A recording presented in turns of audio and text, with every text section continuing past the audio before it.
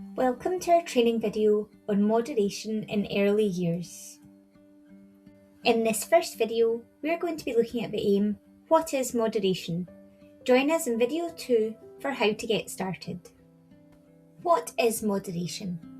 Well, moderation in education is simply ensuring that everyone shares the same understanding and uses this to make the same professional judgments around achievement. It's part of our quality assurance process. In practice, moderation is time where we get together and talk about the standards, such as experiences and outcomes, benchmarks and frameworks. We make sure that our whole team understands these standards and we discuss what they would look like in practice. We also discuss what a child achieving these standards looks like.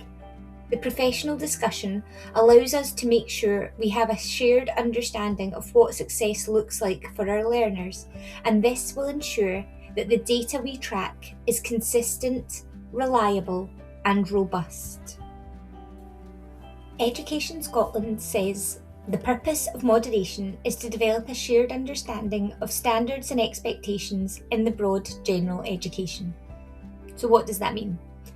It means that moderation should be completed by all staff working within broad general education, which is sometimes referred to as the BGE. If you're not familiar with this terminology, broad general education, it is the term used to describe the phase of education for children between 3 and 15 years old.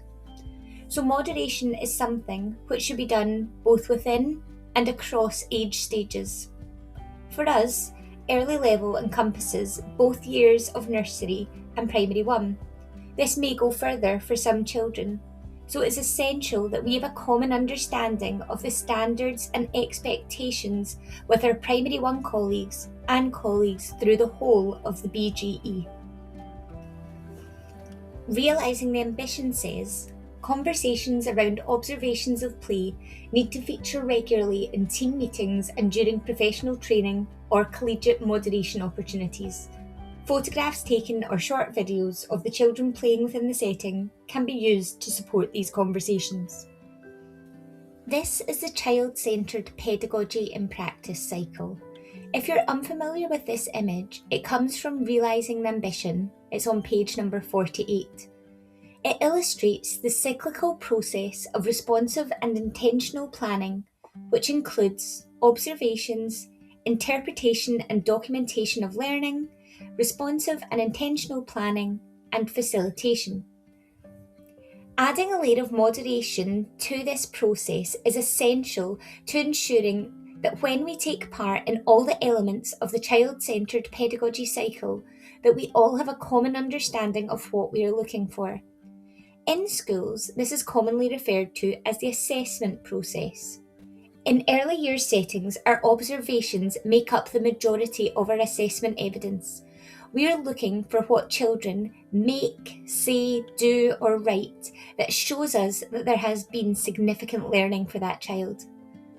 Moderation will support practitioners when we're observing and interpreting learning. It will ensure that we all understand the standard we're looking for to be able to say that a child has achieved a specific experience and outcome or framework. This in turn will ensure that tracking of achievement is consistent across our settings, making our data robust and reliable. To summarise what we've gone over so far, moderation supports consistency.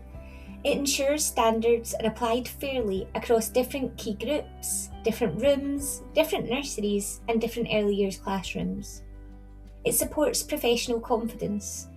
It strengthens practitioners' assessment practices and makes us confident in our own professional judgment. It supports improved outcomes. It helps us identify gaps and plan more effectively for future learning. How many times have you looked at a tracking data and seen a standard, a framework, or an outcome that has not been covered at all? And it's not because the children haven't been able to achieve it, but actually because our team don't really understand what that framework or E&O really means. And finally, it supports learner progress. It builds a shared understanding of what success looks like for our learners. Ideally, moderation should happen within our settings across different key worker groups, across the whole of early level, including nursery and primary 1 practitioners. For staff who work in private settings, this can be more difficult to organise, but not impossible. Is there a school where lots of your children move on to? Contact them and ask about how you could get involved with their early level moderation processes. It should happen across different settings. For schools, this could be within your ASG or STG, your associated school group, or your school team group.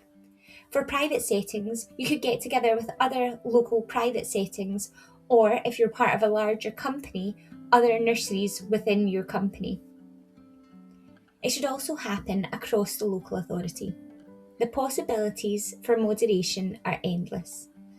But let's not get ahead of ourselves.